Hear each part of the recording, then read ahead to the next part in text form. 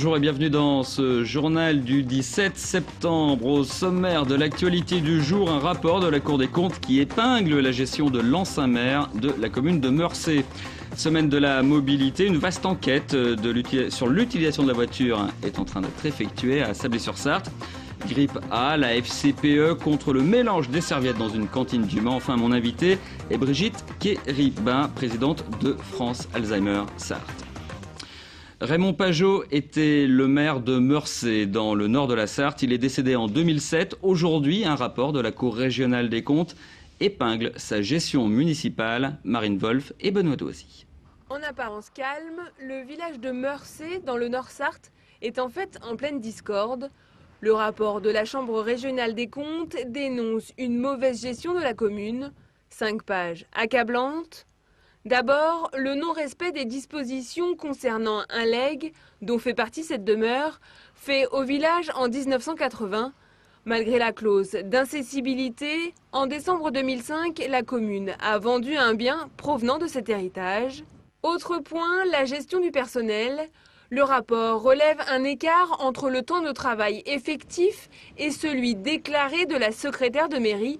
Elle effectuait 15 heures et était rémunérée 26. Enfin, la Cour des comptes dénonce une mauvaise gestion comptable des investissements. La municipalité a racheté le bar-restaurant bien plus cher que l'estimation domaniale. Le maire actuel ne compte pas en rester là. Et cette action, elle va se continuer en ce qui concerne le redressement de la commune, qui est déjà entamé. Deuxièmement, il va y avoir, disons, je dirais, un redressement moral. Et troisièmement, la commune a subi des dommages et il va falloir que ces dommages soient réparés en partie, en tout cas. Ça, je ne sais pas encore quelle forme ça va prendre, mais c'est possible, oui, que ce soit en justice. Les proches de l'ancien maire, qui n'ont pas souhaité s'exprimer devant notre caméra, sont écœurés. Ils qualifient ces accusations d'infondées. Eux aussi pourraient avoir recours à la justice. En attendant, Meurçay pourrait encore s'endetter si la commune est contrainte de rembourser l'intégralité des subventions pour travaux qu'elle a reçues mais dont elle est incapable à ce jour de justifier les dépenses. Nouvel accident tragique en Sarthe. Ce matin, un homme de 39 ans demeurant à Rouessé-Vassé est décédé dans un accident de la circulation. Cela s'est produit à 6h15 à Laigny-en-Belin sur la RD 338. Il a percuté un autre véhicule venant en sens inverse. Le conducteur de cet autre véhicule a été transporté dans un état grave au centre hospitalier du Mans. Et puis le conducteur du véhicule accidenté hier à hauteur de Vivouin est décédé dans la nuit des suites de ses blessures. Il avait 71 ans, sa femme avait été tuée dans l'accident. La semaine européenne de la mobilité, c'est jusqu'au 22 septembre. À cette occasion, nous nous sommes intéressés à une initiative du club de développement du pays sablolien. Ce club des entrepreneurs de Sablé réfléchit au déplacement, au domicile, travail de ses employés. Il effectue également un sondage auprès de 9000 personnes. Et ce que l'on peut dire, c'est que les Sabloliens sont très attachés à leur voiture. Pierre Lelès. Le chiffre est impressionnant. 96% des salariés du pays de Sablé prennent leur voiture pour se rendre au travail, soit 11 000 véhicules par jour. La majorité fait moins de 20 km. Toute la question est donc de savoir si les salariés sont motivés pour changer leurs habitudes. C'est tout le sens du questionnaire distribué actuellement à 9000 salariés, soit les 3/4 des effectifs du secteur privé dans le pays de Sablé. Ce questionnaire a été élaboré par le club local des entrepreneurs qui a déjà pressenti un glissement vers le covoiturage. Ce qu'on ne réussit pas tout à fait à analyser, c'est obligatoirement quel est le nombre de personnes qui effectuent du covoiturage. Mais d'ores et déjà, on le sait très bien, on a pu le constater, chacun des chefs d'entreprise a pu constater que certaines personnes ont changé d'habitude suite à la crise que nous avons connue et la hausse de pétrole il y a maintenant un peu plus d'1 an. Et certains ont changé d'habitude, sont passés au covoiturage et y sont restés. Donc ça fait partie effectivement des pistes qui ne sont pas les seules à explorer. Parmi ces autres pistes, le vélo, la moto ou la voiture électrique, mais pas de transport public. Cela reviendrait probablement trop cher aux contribuables saboliens. Quoi qu'il en soit, les résultats de ce sondage sont attendus pour cet automne et les premières propositions d'action pour le mois de décembre. Et puisque l'on parle du pays sabolien, sachez que vous retrouvez cette semaine Sablé-sur-Sarthe dans les émissions de LMTV, Intensément Sarthe notamment, juste après le journal, suivi d'Agora ou encore l'interview de Laurent Deutsch vendredi dans On fait le plein. Social avec le personnel du centre hospitalier du Mans qui poursuit ses actions. Aujourd'hui, environ 300 agents se sont rendus dans les locaux de la direction. En cause, la réorganisation du travail qui implique notamment la réduction du nombre de RTT. Nous vous en avions déjà parlé dans ce journal. Cet après-midi, les manifestants ont bloqué la porte du directeur avec des chaises roulantes et des brancards avant de chanter quelques slogans. L'intersyndicale CGT, FO et CFDT prévoit de poursuivre sa mobilisation au sein du centre hospitalier. Et puis on vient de l'apprendre, la direction du CHM du Mans a accordé un rendez-vous à l'intersyndicale. Ça sera le vendredi 18 septembre. Le CHM, toujours dans le classement rendu public par Le Point aujourd'hui, le centre hospitalier du Mans se classe au 50e rang des hôpitaux français selon ce palmarès. Jusqu'à la fin de semaine dernière, les serviettes de table à l'école primaire Clairefontaine du Mans n'étaient lavées qu'une ou deux fois par semaine. Elles étaient mélangées car non étiquetées et donc pas nominatives du tout. Bref, l'antithèse des mesures de prévention contre la grippe A. Les parents de la FCPE ont, semble-t-il, réussi à faire changer les choses. Didier Poirier est président du conseil local de la FCPE à l'école primaire Clairefontaine du Mans. Aujourd'hui, il se rend à la cantine pour vérifier que la mairie a bien tenu ses promesses. Il réclame plus d'hygiène au moment des repas. Ça fait 1 an qu'on demande à la mairie du Mans de mettre en place un lavage journalier des serviettes, ou tout au moins une mise en place d'étiquettes pour que les enfants reconnaissent tous les jours leurs serviettes. Tout était mélangé, c'est vrai qu'il y avait un peu n'importe quoi de fait. En cette rentrée où les gestes de prévention contre la grippe A se multiplient, un tel désordre a inquiété la FCPE locale. Depuis la rentrée, rien n'avait réellement bougé à Clairefontaine, mais aujourd'hui, après une rencontre avec un agent des services de la mairie, Didier Poirier est rassuré. Les choses semblent s'être accélérées puisque à la rentrée, on nous a promis dans un premier temps le lavage 2 fois par semaine des serviettes. Et puis on apprend mardi dernier que les serviettes allaient être lavées tous les jours, ce qu'on a pu constater donc aujourd'hui, et c'est très bien. Nous avons donc eu gain de cause. Impossible cependant de vérifier de visu dans le réfectoire, la mairie ne l'ayant pas autorisé. Une municipalité qui conteste la version de la FCPE et qui affirme que ces mesures de lavage journalier et d'étiquetage sont mises en place dans les cantines du Mans depuis le premier jour de la rentrée.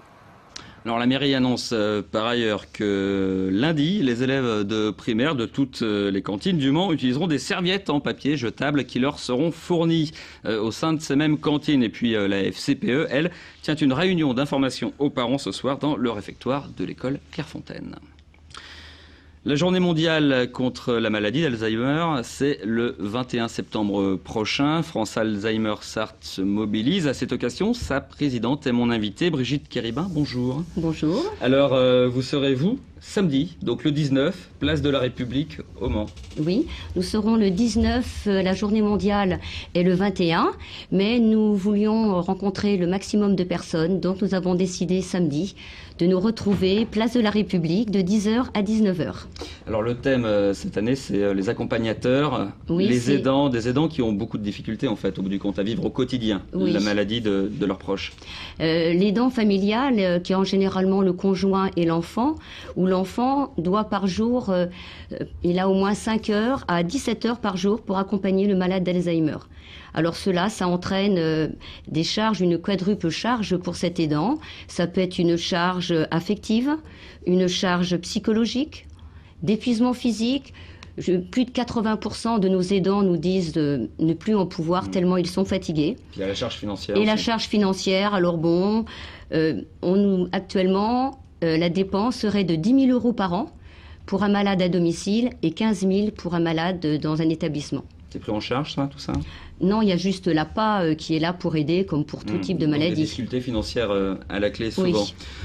Qu'est-ce que propose France Alzheimer Sarthe pour ces aidants ? C'est une écoute, tout d'abord, c'est ça ? Alors, c'est tout d'abord une écoute, oui, bien sûr. Nous avons une personne qui est là pour répondre à leurs questions et les diriger ensuite vers une psychologue pour un entretien individuel ou alors pour des groupes de parole. L'aidant a vraiment besoin d'aller vers les autres, d'écouter les autres et enfin dire je ne suis pas le seul, je vis des choses difficiles et on peut le partager ensemble. Et puis il y a une ludothèque qui va ouvrir au mois d'octobre. Au 1er 1er octobre, on a la première ludothèque. On a acheté toutes sortes de jeux pour permettre à l'aidant de partager des moments avec son malade et des jeux qui seront avec les différentes étapes de la maladie. Les accompagnateurs, les aidants, c'est aussi le personnel hospitalier. Qui ont un travail souvent difficile. Est-ce que les places sont suffisantes? Est-ce que les unités correspondent aux attentes des familles et du soin de la maladie aujourd'hui? Disons qu'aujourd'hui, on va toujours dire qu'on a besoin de place. Mais la difficulté pour les familles, c'est aussi au niveau financier. Il est difficile d'amener un malade en accueil de jour. Parce que l'accueil de jour coûte cher, on a juste l'APA aussi pour aider. Maintenant, ça a beaucoup avancé au niveau de l'aide, au niveau de l'accompagnement du malade. Oui, il y a eu des formations et le malade aujourd'hui est bien accompagné. Il y a la Souvenance, c'est une grande unité d'accueil pour personnes souffrant de la maladie d'Alzheimer qui ouvrira dans quelques temps au Mans. Vous l'attendez avec hâte, j'imagine? Oui, donc ça va être route de Laval. Donc cette grande unité aura plus de 80 malades et faite avec des petites unités où les gens vont pouvoir circuler dans un grand bâtiment. Il y aura un parc, enfin tout est fait pour l'accueil du malade Alzheimer et une maladie apparentée. Aujourd'hui, quand on détecte la maladie d'Alzheimer chez un homme ou une femme, est-ce que c'est la même chose, l'évolution de cette maladie, que si on l'avait détectée il y a 20 ou 30 ans? Disons qu'aujourd'hui, on peut la détecter plus vite. La recherche avance bien à ce niveau-là. Maintenant, le vaccin n'est toujours pas en place, donc on ne peut pas protéger les gens contre cette maladie. Il y a un espoir d'avoir un vaccin un jour? On en parle. Ouais. Ça marche sur les souris, mais pas encore sur l'humain. Et les médicaments aujourd'hui sont là pour aider le malade à faire fonctionner les cellules qui sont encore en action pour qu'il puisse avoir des échanges le plus longtemps possible. On ralentit l'évolution de cette maladie? Je disais oui, on va ralentir parce que l'échange, oui, on va ralentir. Ouais. Oui, mais la maladie va continuer à progresser, mais on a quand même... Ce qui fait qu'on va noter de plus en plus de malades, puisque la personne va vivre de plus en plus longtemps. Enfin, on ne meurt pas de la maladie d'Alzheimer non plus. Il faut avoir d'autres choses à côté. On va conclure avec ces formes alternatives de soins à la maladie d'Alzheimer. Elles se multiplient. On pense à l'art-thérapie, la musicothérapie, la graphothérapie, je crois. Quel est l'intérêt de ces nouvelles formes de soins? Eh bien, ça permet aux malades d'être occupés et de passer autrement sa journée. Actuellement, chez nous, on vient de recevoir un DVD que nous a envoyé l'Union par rapport à la graphothérapie. On voit une dame, un peintre, qui a été de nombreuses années sans peindre. Et là, on lui a redonné des pinceaux, un tableau. Et elle revit ses journées autrement que toute seule dans sa chaise à d'échanger avec personne. Brigitte Carébin, je vous remercie d'avoir été notre invitée. On voit en bas de l'écran les contacts pour contacter France Alzheimer Sarthe. Le web, c'est alzheimersarthe.fr et le téléphone 02 43 28 76 52.